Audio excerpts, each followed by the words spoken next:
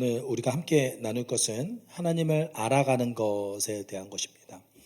너무 광범위하죠. 하나님을 알아간다라는 것. 오늘 본문 속에서 바울이 에베소 교회를 향해서, 에베소 교회를 위해서 기도하는 것 중에 바울이 정말 원하는 것, 어떤 부분에서 하나님을 알길 원하는가에 대해서 기록하고 있습니다. 오늘 우리는 그것을 함께 나눠봤으면 좋겠어요. 그리고 그것이 에베소서를 기록한 바울의 목적과 굉장히 연결이 많이 되어져 있습니다. 여러분, 바울은 오늘 본문 속에서 에베소 교회가 여전히 든든히 서 있음을 강조하면서 감사 기도를 하나님께 먼저 올려드립니다.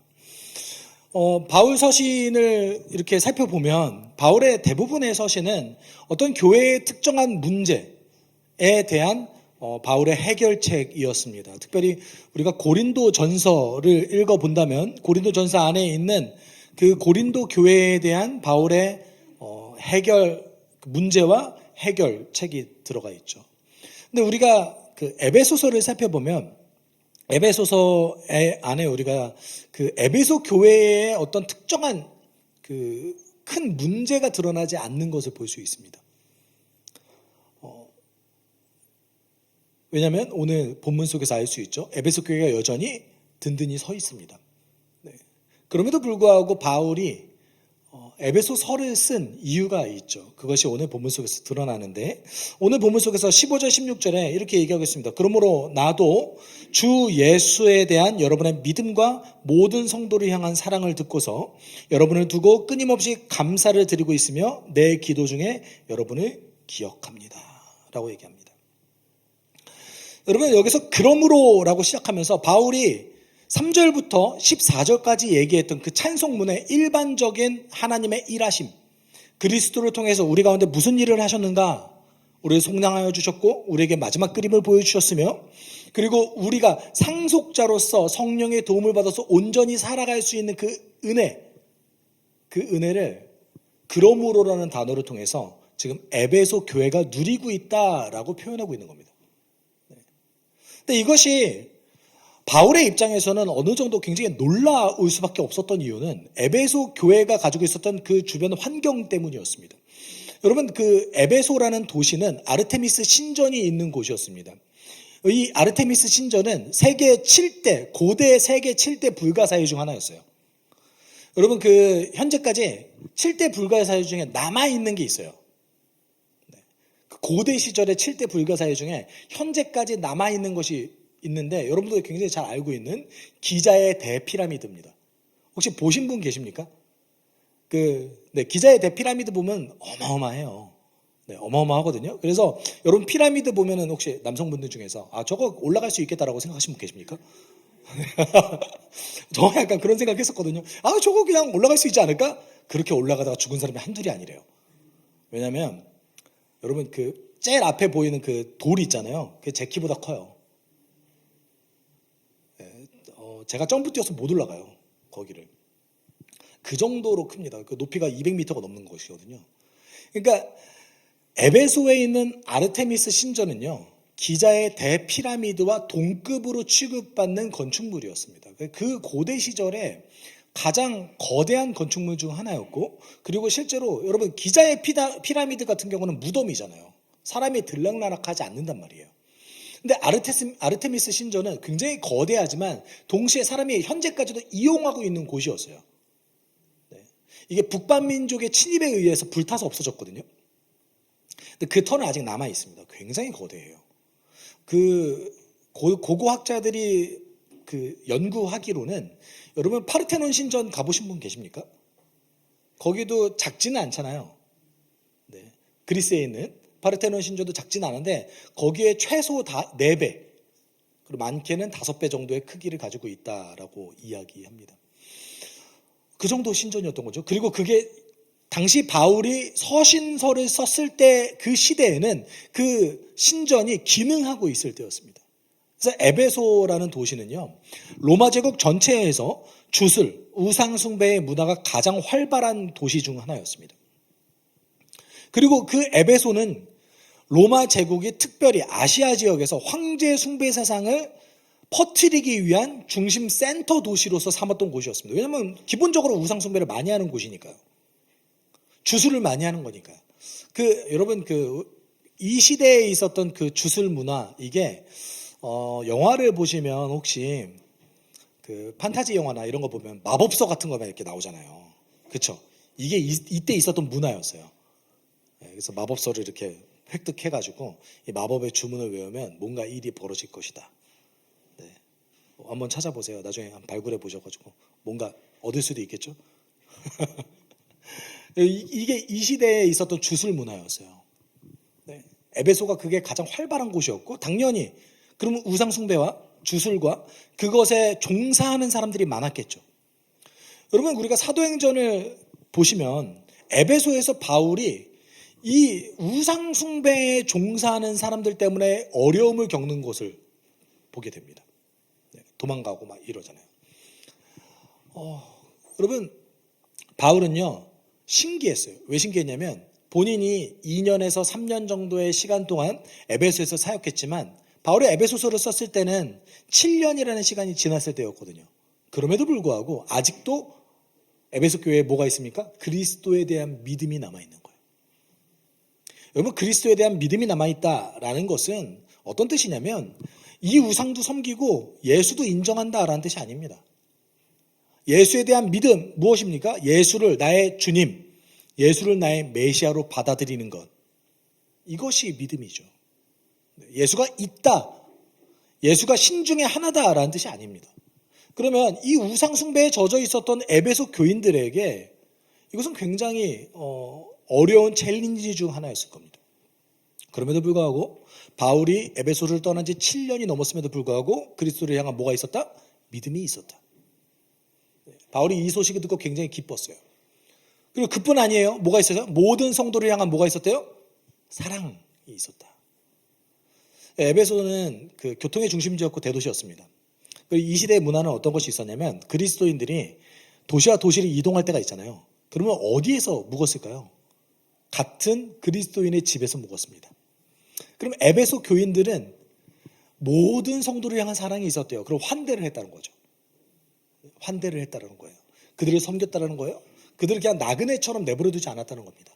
서로를 향한 사랑뿐만 아니라 그 아시아 지역에 있었던 성도들을 향한 사랑도 같이 가지고 있었다는 것입니다. 그리고 아마도 후원금도 많이 보냈을 겁니다. 어디에 후원 보내냐면 어려움에 처해져 있는 교회를 향해서. 바울이 이것 때문에 굉장히 기쁘고 좋아했어요. 여러분 같았으면 어떨 것 같으세요? 너무 좋지 않겠어요? 본인이 세운 교회는 아니지만 본인이 그 공동체를 형성할 때 엄청난 영향력을 끼쳤던 교회였습니다.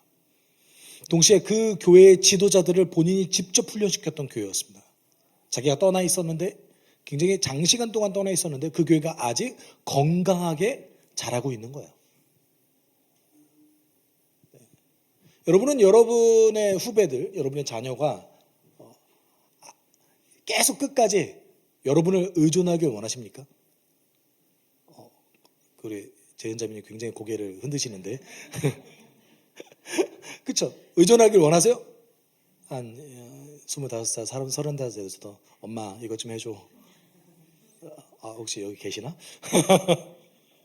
네, 의존하길 원하세요? 아니잖아요. 어떻게 하길 원하세요? 독립된 한 존재로서 주를 믿는 자녀로 온전히 자라나기를 원하시죠. 바울이 얼마나 기뻤겠어요. 네. 그러면서 바울이 이제 정말 이제 자기가 원하는 것을 얘기하기 시작해요. 나는 너희들을 위해서 이거를 위해 기도한다 라면서 바울의 기도문이 오늘 등장하는 겁니다. 오늘 본문은 바울의 기도문이에요. 그런데 자, 생각해 보세요. 제가 앞서도 말씀드렸듯이 오늘 에베소 교회를 보면은 그렇게 큰 문제가 안 보이는 것 같아요. 아직도 예수를 온전히 믿고 있고, 그리고 모든 성도를 향한 사랑이 존재합니다. 근데 왜 에베소서를 썼을까요? 바울의 마음은 이 에베소 교회가 단지 문제가 없는 정도에 그치지 않고 더 자라기를 원했기 때문에 쓴 겁니다. 네. 여러분, 우리의 신앙은 문제가 없는 정도에 그치면 안 됩니다. 왜? 하나님께서 우리의 인생의 청사진을 그 정도에 그치게 만드시지 않으셨기 때문에 그렇습니다. 어떤 존재로서 우리를 부르셨습니까? 에베소서 1장 23절, 우리가 다음 주에 함께 나눌 것 같은데 1장 23절 이렇게 얘기하죠. 교회는 그리스도의 몸이요 만물 안에서 만물을 충만케 하시는 이의 충만함이라. 우리가 하나님의 충만함을 드러내는 존재로서 그리스도의 몸으로서 우리를 부르셨습니다. 문제가 없는 존재가 아니라 우리가 그리스도의 함께 동역하는 몸의 역할을 하는 존재로서 우리를 부른 거죠. 여러분 이거는 그냥 단지 전도 많이 하는 게 아니에요. 이거는 단지 우리가 교회 안에서 봉사를 많이 하는 것을 얘기하는 게 아닙니다. 우리가 모든 관계 속에서 주의 법대로 살아가는 걸 뜻합니다.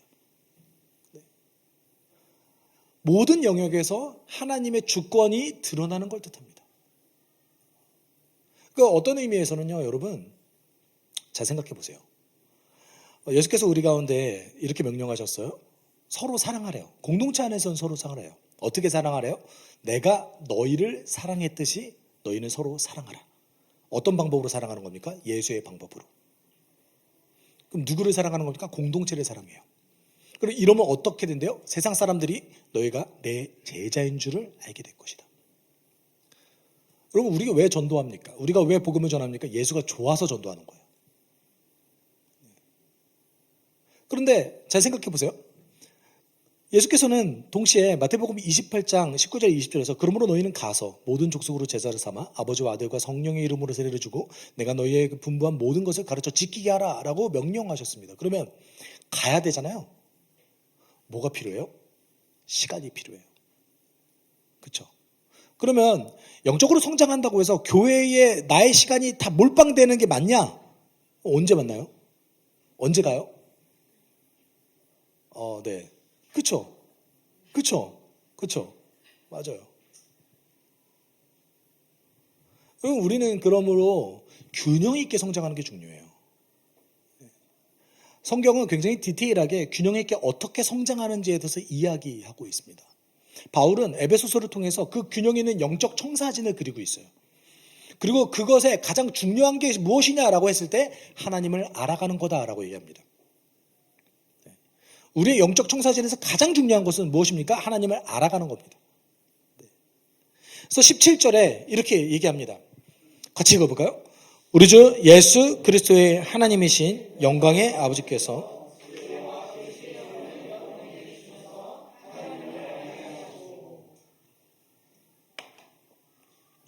여러분 여기서 이렇게 기도했어요. 바울이 이렇게 기도한 거예요.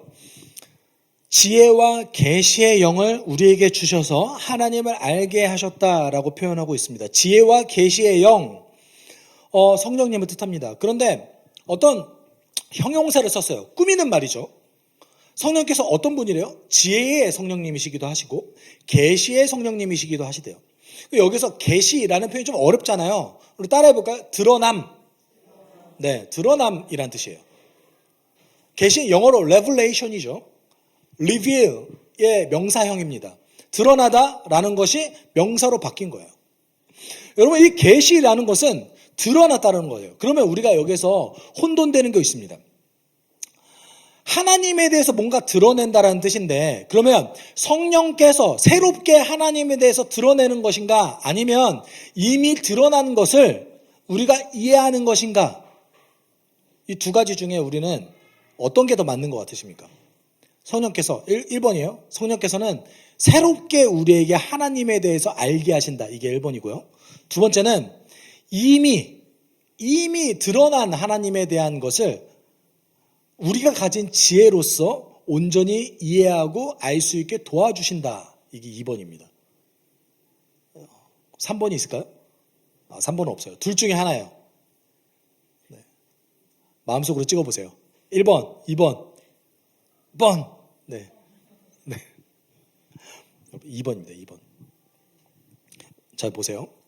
요한복음 16장 13절 14절 같이 읽어볼게요. 그러나 그분 곧 진리의 영이 오시면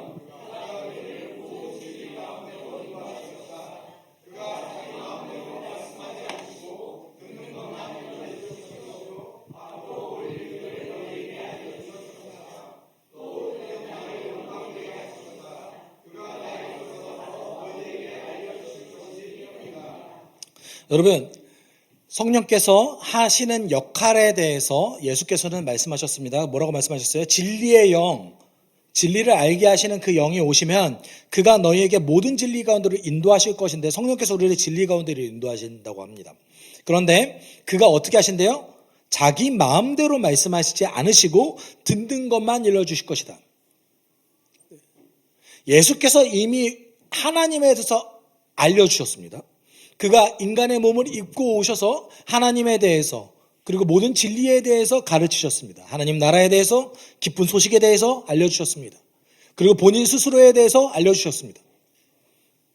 성령께서는 스스로 새로운 정보를 이야기하신 것이 아니라 예수께서 일러주셨던 것, 그리고 하나님이 선지자들을 통해서 과거에 계시하셨던 것들, 그것을 이해하고 깨닫게 돕는다고 이야기하십니다.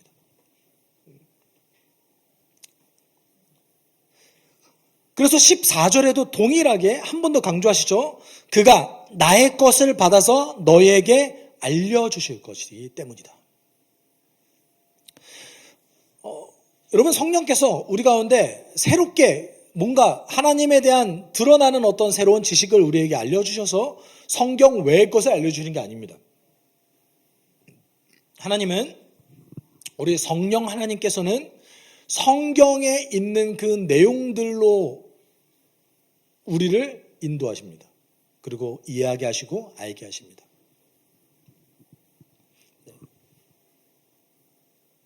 그 지혜의 성령님께서, 그래서 성경을 우리가 읽어나갈 때 성경을 온전히 이해할 수 있게 조명하시고 도와주시는 거죠. 전 개인적으로 그래서 여러분, 성령의 인도하심을 받아서 성경 외의 것을 이야기하시는 분들이 있어요. 저는 그거 수용하지 않습니다. 전혀 성경적이지 않고, 전혀, 그리고 우리가 얘기했던 건강하지 않습니다. 이런 의미에서 여러분, 우리가 이 말씀들을 통해서 우리가 두 가지 중요한 전제점을 찾을 수 있는데, 두 가지 중요한 사실들을 찾을 수 있는데, 그것은 첫 번째는 하나님께서 그리스도를 통해서 하시는 일의 비밀, 특별히 구원의 비밀과 예수께서 하셨던 그 일의 비밀은 알려주시지 않으면 알 수 없습니다. 자, 생각해 보시면 예수님의 사역을 도왔던 선지자가 있습니다. 예수님에 앞서서 먼저 준비하는 자로서 부름받았던 자가 있었는데, 그가 세례자 요한이었습니다. 그 세례자 요한조차도 예수님이 구원자인지 처음에는 확신했다가 그 믿음이 흔들려요. 그래서 다시 예수께 물어봐요. 당신이 오실 그이가 맞습니까? 라고 예수께 물어보거든요. 왜냐하면 본인이 생각했을 때의 메시아의 모습과 달랐기 때문에 그렇습니다. 여러분, 우리가 지금 성경에 기록되어져 있기 때문에 예수가 우리를 위해서 죽으셨다라는 것을 받아들이지만, 여러분이 잘 생각해 보세요. 구약 성경만 갖고 있어요. 그러면 여러분이 하나님이신 예수께서 날 위해 죽으실 것이라는 것을 상상할 수 있습니까? 아니요. 여러분, 구약 성경만 갖고 있으면 어떻게 상상하게 되냐면, 다윗 왕국이 형성돼서 제3성전이 다시 지어져야 돼요. 네. 여러분, 잘 생각해 보세요. 구약은 예고편입니다. 예고편. 여러분, 영화를 보실 때 예고편 보고 전체를 다 봤다고 하실 수 있습니까? 근데 그 영화가 반전이 엄청나요. 네. 반전을 예고편에 담는 바보 같은 사람이 있습니까? 없죠. 없습니다. 하나님께서 인간의 몸을 입고 이 땅에 오셨어요. 인류 역사 가운데 굉장히 짧은 기간입니다. 그 시간은 30년이라는 시간밖에 안 계셨어요. 30여 년을 인간의 몸으로 입고 오셨고, 그 중에 몇 년 사역하셨어요? 3년 사역하셨어요. 그리고 그 3년이라는 시간은 여러분, 인류 모든 역사를 통틀어서 하나님의 드러남이 가장 폭발했던 시기예요.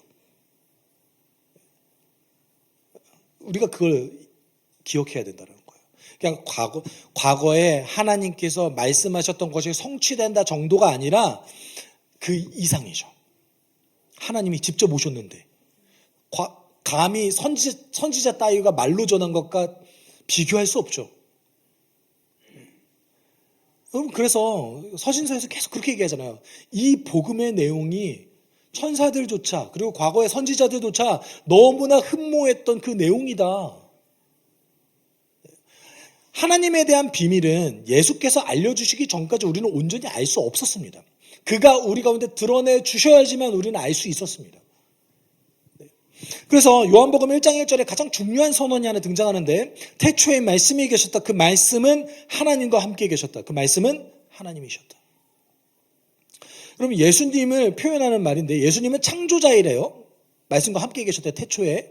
그런데 동시에 예수님이 말씀이래요. 근데 이것이 우리가 이해하게 하는 글자로 기록된 말씀이 예수라는 뜻이 아니라 어떤 뜻입니까? 예수를 통해서만 하나님에 대한 온전한 지식을 얻을 수 있다는 뜻이에요. 여러분 헬라어로 우리가 얘기하는 기록된 말씀이라는 표현을 쓸 때 그라페라는 단어를 썼습니다. 그런데 요한복음 1장 1절에서는 로고스, 논리 또는 이성이라는 철학적 용어를 썼어요. 다르다는 뜻이죠. 그래서 요한복음 1장 전체를 통해서 얘기하는 것이 무엇입니까? 하나님에 대한 그 빛, 하나님에 대한 그 지식, 그 놀라운 하나님에 대한 드러남 누구를 통해서 나타났대요? 예수를 통해서. 왜냐하면 예수가 하나님이시니까. 태초에 말씀이 계셨느니라. 그 말씀이 하나님과 함께 계셨으니 그 말씀은 하나님이십니다. 라는 표현은 하나님에 대한 온전한 드러남이 그 계시가 예수를 통해서 온전히 드러났다는 뜻이에요. 여러분 우리가 사도신경을 외우잖아요. 너무 삼위 하나님을 차별하는 거 아닙니까? 그렇죠? 차별하잖아요. 여러분도 하나님 차별하세요. 잘 보세요. 사도신경을 외워보면 처음에 뭐라고 시작합니까? 전능하사 천지를 만드신 하나님 아버지를 내가 믿사오. 한 문장이에요. 예수님은요. 예수님 너무 정보가 많아요. 그렇죠? 예수님의 복음에 대한 5가지 내용 다 들어가 있습니다. 오셨고 죽으셨고 부활하셨고 올라가셨고 다시 오시는 그 사건. 복음의 핵심 내용이 사도신경에 들어가 있죠. 그리고 성령님은 더 차별합니다. 그렇죠? 성령을 믿사오니. 네. 그렇지 않으세요? 차별 아니에요? 왜 이렇게 기록해 놨을까요? 하나님에 대한 온전한 지식은 누구를 통해서 드러났기 때문에 그렇습니까? 그리스도를 통해 드러났기 때문에 그런 거예요. 우리의 믿음의 대상으로서 하나님을 온전히 알게 하는 그 대상으로서 예수가 주어졌습니다. 이걸 우리가 이해해야 됩니다. 하나님이 우리를 예수를 통해서 알려주셔야지만 우리는 하나님에 대해서 알 수 있어요. 그리고 두 번째 전제는 성령께서 예수께서 드러내신 그것을 이해하게 도우신다는 거예요. 우리가 가지고 있는 그 한계가 있습니다. 네. 우리가 하나님에 대한 온전한 지식을 완벽하게 이해할 수 있는 사람 세상에 단 한 명도 없습니다. 그 어떤 위대한 신학자도 하나님에 대한 오해를 조금이라도 사소한 오해라도 가지고 있습니다. 인간이잖아요. 여러분 진리는요 인간이 소유하는 것이 아니라 이해하고 깊어지는 거예요. 진리는 내가 감히 소유할 수 있는 종류의 것이 아닙니다. 그럼 우리가 가지고 해야 될 태도가 있죠. 성령님께 도움을 구하면서 겸손하게 하나님을 알아가도록 힘써야죠. 알았다 생각하지 말고 나는 과거보다 지금 조금 더 선명해졌을 뿐이에요. 여러분 자 생각해 보세요. 예수께서 십자가에 죽으셔서 우리의 죄를 사하셨다. 이 내용을 저는 얼마나 많이 알았겠습니까? 별로 못 알았어요. 이 내용에 대해서 저는 얼마나 많은 시간을 들여서 공부했겠습니까? 적어도 적지 않은 시간을 들였지 않겠어요? 아직도 잘 이해하지 못하겠어요. 적어도 제가 작년보다는 지금 조금 더 선명해질 뿐이에요. 그래서 우리가 고난주간에 그 내용을 다시 나누잖아요. 예수께서 이 땅에 오신 것, 그 사건에 대해서 다시 한번 묵상하는 시간을 가지잖아요. 네. 여러분, 바울은요, 처음부터 이거를 먼저 이야기합니다. 성령의 도움이 있어야 우리가 하나님 알아갈 수 있다. 그러면서 이제 18절, 19절을 통해서 구체적으로 하나님에 대해서 무엇을 알아야 되는가를 이야기합니다. 여러분, 하나님에 대해서 알아간다라는 거 너무 광범위한 거 아니에요? 하나님 우리의 창조주이시기도 하고 하나님 우리의 구원자이시기도 합니다. 하나님 세상을 만드셨고 세상의 법칙을 만드셨습니다. 하나님에 대한 지식은 너무 광범위해요. 그래서 바울이 세 가지로 압축해서 18, 19절에 이야기합니다. 그래서 첫 번째, 어떤 하나님에 대해서 알고자 하는가라는 것이 첫 번째입니다. 같이 읽어볼까요? 첫 번째는 하나님의 부르심에 속한 소망을 알아가는 것입니다. 제가 여쭤볼게요. 문장을 잘 읽어보셔야 돼요. 하나님의 부르심을 알아가는 겁니까? 소망을 알아가는 겁니까? 소망을 알아가는 거예요. 그러면 하나님의 부르심에는 소망이 있다는 거예요. 특정한 소망이 있다는 거예요. 18절에 이렇게 얘기하고 있죠. 같이 읽어봅시다. 여러분의 마음의 눈을 밝혀주셔서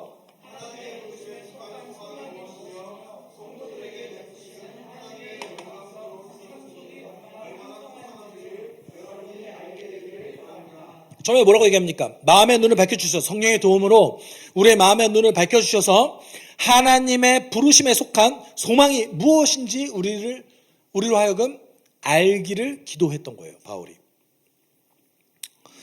여러분, 하나님께서는 우리를 부르셨습니다. 그의 자녀로 부르셨고 하나님의 백성의 삶으로 우리를 부르셨고 하나님의 사역으로 우리를 부르셨습니다. 네. 여러분, 하나님께서는 그를 향해서 우리를 부르셨고 그리고 그를 위해서 우리를 부르셨고 그의 삶으로 우리를 부르셨습니다. 여기서 이야기하는 소망이라는 것은 여러분 잘 생각해 보세요. 소망이라는 표현은 다양하게 사용할 수 있잖아요. 여러분 어떤 소망을 갖고 계십니까? 돈이 좀 많으셨으면 좋겠어요? 저도요. 네. 건강하셨으면 좋겠어요? 저도요. 네. 모든 일이 잘 되고 형통했으면 좋겠어요? 저도요. 이거 싫어하는 사람 누가 있겠어요? 네, 여기서 얘기하는 소망은 그 소망이 아니라 내가 어떤 것을 원한다, 어떤 특정한 조건들을 내가 만족했으면 좋겠다라는 소망이 아니라 여러분 막연한 기대 그것이 아닙니다. 모든 것이 반대로 흘러간다 할지라도 하나님이 지금도 일하고 계시고 하나님이 약속하셨던 그것을 이루실 것이라는 그 확신입니다. 우리의 소망은 현상이 아닙니다. 네. 여러분 제가 신학교에 있을 때 실제로 그랬어요. 어떤 거였냐면 저는 조금 겁이 많고 그리고 소위 얘기하면 그렇게 믿음이 강한 사람이 아닙니다. 그래서 신학대학원 들어가기 전에 사명자 비전 캠프라는 곳에 갔는데 오리엔테이션에 이런 거예요. 제가 한번 몇 번 얘기했잖아요. 당신은 그리스도에서 생명을 바칠 수 있습니까? 아멘 하는데 저는 안 될 것 같은데 주님 저는 안 될 것 같아요. 신학교 취소해야 될까요? 당신은 악을 골짜기라도 복음 들고 갈 수 있습니까? 못 갈 것 같은데 제가 그랬어요. 어찌어찌 신학교 들어갔습니다. 왜냐하면 그때도 예수를 사랑했고 근데 복음 전하는 걸 즐거워했거든요. 신학교 들어갔어요. 제가 교수님과 면접 볼 때 너 왜 신학교 들어오려고 이렇게 원서를 썼니? 그래서 그거를 신학교 가서 한번 확인해 보려고요. 그래서 저를 굉장히 미친 인간 쳐다보듯이 신학교 교수님이 저를 쳐다봤던 기억이 아직도 있습니다. 넌 그것도 아직 확인하지 않고 신학교 들어왔니? 잘 모르겠어요, 교수님. 그리고 제가 신학교에서 사도행전을 공부할 때 저를 혼란스럽게 하는 한 인물이 있었습니다. 스데반이었습니다. 여러분 잘 생각해 보십시오. 스데반이 사도행전 전체 중에 설교가 제일 길어요. 근데 스데반이 굉장히 성품이 좋았어요. 능력도 있었어요. 사람들이 스데반의 그 원수조차도 스데반을 봤을 때 천사와 같은 모습이었다라고 얘기하고 있습니다. 근데 스데반이 여러분 한 사람도 회심시키지 못했어요. 내가 봤을 때 스데반이라는 사람은 정말 신약 성경에 정말 탁월한 지도자 중 한 명이었는데 이 사람은 그 어떤 결과도 만들어내지 못했네. 너무 혼란스러운 거예요. 그때까지 제가 어떤 혼란에 쌓였던 거예요? 인생의 열매가 결과라고 생각했던 것이죠. 우리 인생의 열매가 얼마나 많은 사람을 전도했고 얼마나 많은 일을 하고 얼마나 많이 하나님께 드렸는가가 열매가 아닙니다. 우리 인생의 열매는 무엇입니까? 나예요, 나. 성령의 9가지 열매를 이야기하는 갈라디아서 5장의 말씀이 있습니다. 그런데 자, 생각해 보십시오. 성령의 열매 뭐예요? 성품이잖아요, 다. 그렇죠? 근데 그 번역을 제가 잘못했다고 그랬잖아요. 그 단수잖아요. 성령의 9가지 열매가 아니라 열매 하나인데 그게 9가지 형태로 드러난다라는 거예요. 그런데 여러분, 여러분의 성품과 여러분을 구별할 수 있어요? 어떻게 구별해요? 나잖아요, 나. 그냥 나예요, 나. 온유한 나, 사랑이 있는 나, 충성이 있는 나, 절제가 있는 나예요. 열매는 누굽니까? 나예요, 나. 네. 하나님의 부르심을 따라서 살아갈 때 하나님은 그의 백성으로 우리를 부르셨고 그의 삶으로 그의 방식대로 살기를 우리를 부르셨습니다. 그리고 또 그의 사역에 우리를 부르셨어요. 하나님께서 일을 못하셔서 우리를 부른 게 아니라 껴주신 거예요. 껴주신 거. 하나님 다 하실 수 있어요. 우리가 아무것도 안 해도 언젠가 이 땅에 멸망이 오고 예수가 다시 오세요. 그럼 하나님 나라 완성이 됩니다. 그럼 내가 뭘 기여한 거죠? 사실 기여한 게 없어 보여요. 근데 하나님께서 우리를 그 사역에 그 영광스러운 일에 껴주신다고요. 네. 그렇게 살아갈 때 우리 삶에 소망이 있대요. 처음에 어떤 소망이 있습니까? 내가 변하는 거예요. 내가 예수도 사랑하고 나의 인품이 변하고. 네. 제가 그 교회 안에 있었던 거짓말이라는 책이 있는데 그 거짓말 이런 거죠. 그 성격이 안 좋은데 믿음이 좋은 건 있을 수 없는 얘기입니다. 그리고 또 한 가지는 성경에 믿음 좋다는 얘기 잘 안 나와요. 왜냐하면 인간의 믿음을 성경은 되게 하찮게 여기는 측면이 있거든요. 예수께서 겨자씨만한 믿음이 있으면 된다고 그랬어요. 믿음이 계속 흔들려요. 하나님 우리를 완성해 가시는 거죠. 그래서 로마서 8장 24절 25절에 이렇게 얘기하죠. 우리의 이 소망으로 구원을 얻었습니다. 눈에 보이는 소망은 소망이 아닙니다. 보이는 것을 누가 바라겠습니까? 그러나 우리가 보이지 않는 것을 바라면 참으면서 기다려야 합니다. 네. 여러분, 바울은요, 하나님께서 우리를 부르셨는데 그 부르심에 소망이 있다라는 것을 우리가 알기를 원했어요. 여러분, 그것 자체가 하나님이 어떤 분인지 알아가는 겁니다.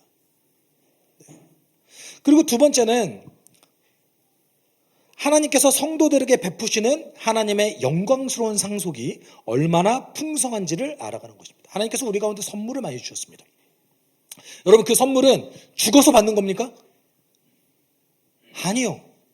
여러분, 예수께서 죽어서 가는 천국에 대해서 이야기하신 적이 없습니다. 하나님 나라가 이미 임했다라고 말씀하셨죠. 그러면 예수께서는 오늘 우리에게 하나님께서 주신 풍성한 상속의 선물이 넘친다라고 이야기하셨어요. 자, 생각해 보십시오. 요한복음 10장 10절에 예수께서는 거짓 목자와 참 목자에 대해서 이야기하셨어요. 요한복음 10장에서. 근데 10장 10절에 이렇게 말씀하셨습니다. 같이 읽어보죠. 도둑은 다만 훔치고 죽이고 파괴하고 오는 것뿐이다.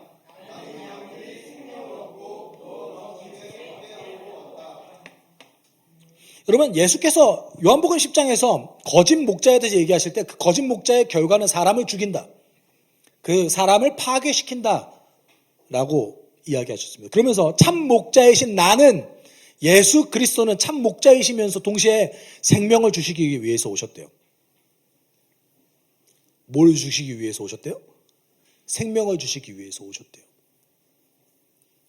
여러분, 잘 생각해 보십시오. 여러분이 누군가에게 복음을 전했습니다. 그리고 누가 예수를 믿게 됐습니다. 여러분 잘 안내해 주셨어요.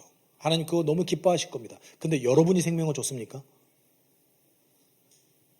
우리 예수께서 생명을 주신 거죠. 여러분, 제가 1대1로 복음 전하는 거를 이제 자주 하잖아요, 저는.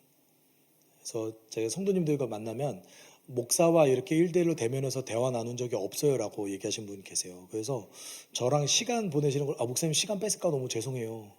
이렇게 얘기하시더라고요. 그 일이 저에게 가장 우선되는 일이에요.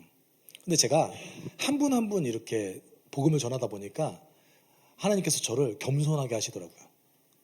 왜냐하면 복음 전하면요 꼭 알게 됩니다. 내 뜻대로 안 돼요. 그렇지 않으세요? 내 뜻대로 안 돼요. 정말 예상외의 분이 예수 믿고 정말 예수 믿을 것 같은데 안 믿어요. 그러면서 저는 항상 더 깨닫게 됩니다. 아, 내가 사람 보는 눈이 정말 형편이 없구나. 나는 겉모습만 보고 하나님은 속사람을 보시는 분이구나. 여러분, 복음 전하는 사람만 겸손하게 살아갈 수 있어요. 제가 만약에 설교만 했으면 저 되게 교만했을 거예요. 그리고 제가 과거에 그랬던 것 같아요. 아, 목회 진짜 내 뜻대로 안 되는구나. 우리 주께서 하시는 거구나. 근데 그 과정 가운데 뭐가 있냐면 풍성한 열매가 있어요. 우리 예수께서 뭐라고 얘기하십니까? 더 넘치게 얻게 하려고 왔다. 우리가 예수가 우리에게 생명을 주셨다까지 인정하시는 분은 많아요. 그런데 그걸 더 넘치게 얻는다고? 여러분, 하나님께서 우리를 부르셨습니다. 그 부르심에 소망이 있다고 얘기합니다. 그런데 하나님께서 우리를 부르셨는데 우리를 착취하기 위해서 부르시지 않으셨습니다. 그러려면 뭐하러 그 아들의 생명조차 바치십니까? 여러분, 하나님의 부르심, 그 하나님의 부르심에는 매우 풍성한 하나님의 선물이 함께 있다는 것을 바울은 알기를 원했어요. 여러분, 이 신앙생활 안에는 가장 중요한 게 있습니다. 사랑을 넘치게 얻는 게 중요해요. 교회를 성장시키기 위한 곳이 아닙니다. 교회는 예수의 사랑이 서로 나눠줄 수 있는 곳입니다. 어떻게 했듯이? 예수가 제자들을 사랑했듯이. 네. 그 삶에 풍성함이 있어요. 네. 그런데 많은 착각이 있는데 교회가 성도들의 노력으로 반드시 커져야 된다는 착각이 있는 거예요. 여러분, 성경 어느 구절에 복음을 전하라고 얘기했죠. 교회를 성장시키는 얘기가 있었습니까? 자연스럽게 그런 일이 건강하다면 벌어질 수 있겠으나 여러분, 괜찮습니다. 안 그래도 괜찮아요. 왜냐하면 초대교회 대부분의 사람들이 제대로 그걸 못 봤거든요.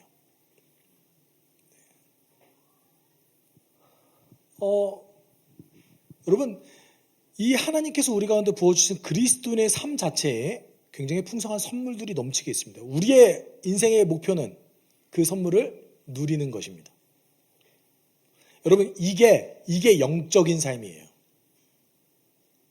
선물을 제대로 받지 못하는 게 어떻게 영적이에요? 하나님 이미 주셨는데.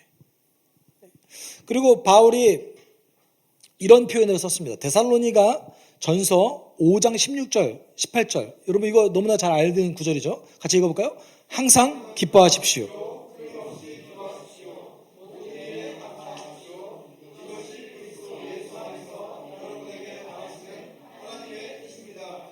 여러분, 잘 생각해 보십시오.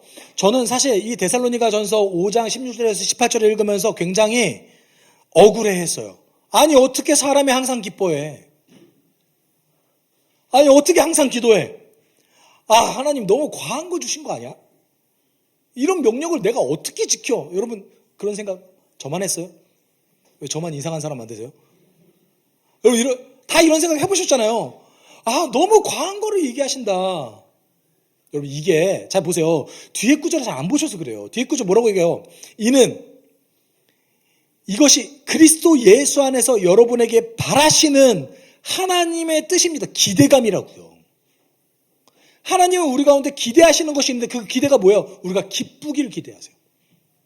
우리에게 감사가 넘치시길 하나님은 기대하세요.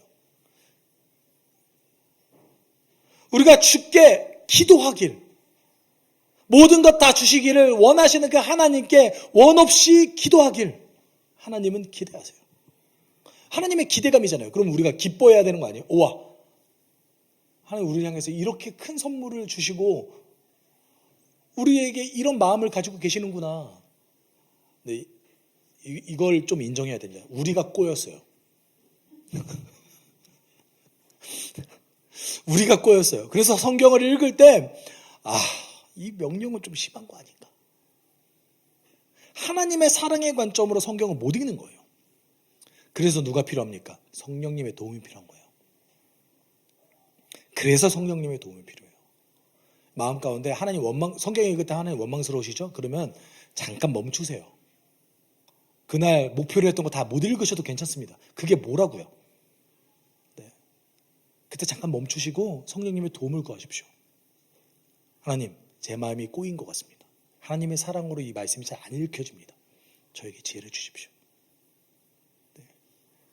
우리의 그리스도인의 삶에는 풍성함이 있습니다. 네. 여러분이 혹시라도 제가 여러분에게 어떤 것을 이렇게 요구했을 때 형제 자매님 이렇게 좀 헌신해 주셨으면 좋겠어요 요구하셨을 때 그것이 우리 목사님 날 좀 착취하는 것 같은데 그럼 따지셔야 돼요. 우리 하나님도 날 착취하지 않는데 네. 당신이 나를 네. 이해하셨죠? 네. 그러면 이제 제가 판단하겠죠. 아직 때가 아니구나. 악용하지 마세요. 네. 요새 약간 악용하시려고 하는 것 같은데 네. 제가 볼 때 역량이 충분한데 이렇게 좀 거절하시려고 하는 측면이 좀 있으시더라고요. 제가 너무 거절을 잘 받아들여서 아닌가요? 알고 보니까 저 푸시 많이 한다고 하시더라고요. 그렇죠? 네네. 저도 몰랐어요. 근데 저는 누군가를 이렇게 어떤 분께 이렇게 푸시를 할 때 저 그분이 하실 수 있다고 생각하고 그분에게 유익이라고 생각하고 하는 겁니다. 근데 그건 저의 판단이잖아요. 그러니까 여러분이 기도하시고 저에게 말씀해 주셔야 돼요. 네. 아닐 수도 있잖아요. 그럼 함께 기도해 봐야죠. 네. 그리고 세 번째 하나님에 대해서 바울이 알고자 하는 것이 있었는데 세 번째 이겁니다. 하나님의 능력이 얼마나 위대한지 알아가길 원했습니다. 19절에 이렇게 얘기하고 있죠. 또한 믿는 사람인 우리에게 강한 힘으로 활동하시는 하나님의 능력이 얼마나 엄청나게 큰지를 여러분이 알기를 원합니다. 우리 하나님 위대하신 분이시죠. 근데 여기서 하나님의 위대한 능력이라는 표현이 긍정적으로 사용했을 때는 굉장히 측량할 수 없는 한계를 넘어서는 이라는 뜻이기도 하고요. 이게 여러분 부정적으로 쓰일 때도 있을 거 아니에요. 이 단어가 부정적으로 쓰일 때는 과도한, 값비싼, 네, 투머치하게. 여러분 잘 생각해 보세요. 여러분을 살리기 위해서 예수께서 죽으셨습니다. 그리고 이 땅에 새로운 피조물로서 우리를 살려주셨고 그리고 완성까지 나중에 하시겠대요. 아주 위대한 능력이죠. 측량할 수 없죠. 여러분의 가치와 하나님의 행하신 그 대가를 비교해 본다면 너무 값비싼 걸 치르신 거 아니세요? 투머치하게. 그렇죠? 우리의 가치를 월등히 넘어지는 것을 하나님께서 대가를 치르신 거 아니세요?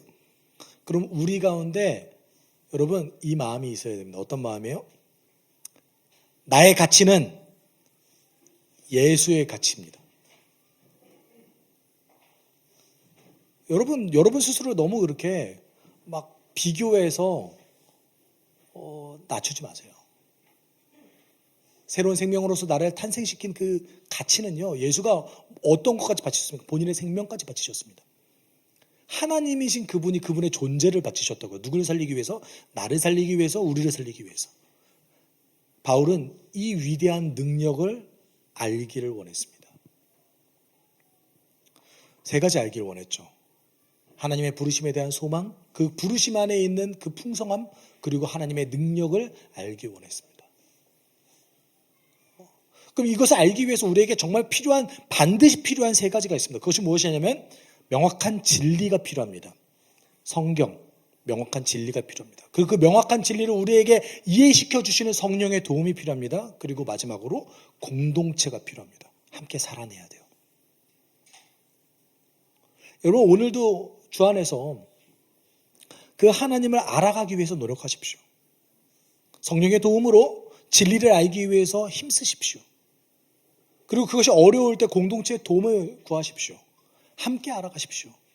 그랬을 때 하나님께서 우리 가운데 정말 말도 못할 정도의 풍성한 은혜를 누릴 수 있게 우리를 도와주실 거라고 저는 확신합니다. 우리 함께 찬양했으면 좋겠는데요. 우리 하나님의 그 놀라운 사랑은 다 표현할 수 없습니다. 다 알아갈 수도 없고 다 고백할 수도 없습니다. 그렇지만 알아가기를 원합니다. 그렇지만 나를 지배하는 그 사랑이 얼마나 위대한지 깨닫기를 원합니다. 우리 지금 이 순간 함께 고백했으면 좋겠어요.